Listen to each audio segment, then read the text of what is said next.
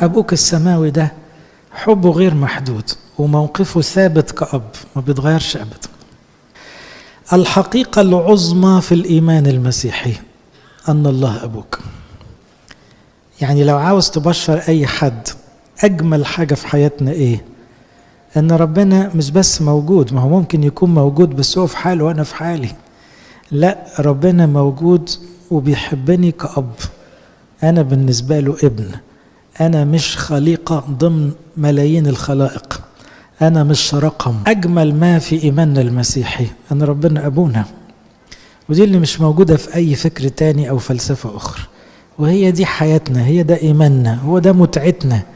حياة المسيحيين بتتلخص في مفهوم بسيط جدا: دول ولاد ربنا بس، وبالتالي مختلفين عن أي بشر. أولاد الله ظاهرون ليه؟ شبه أبوهم.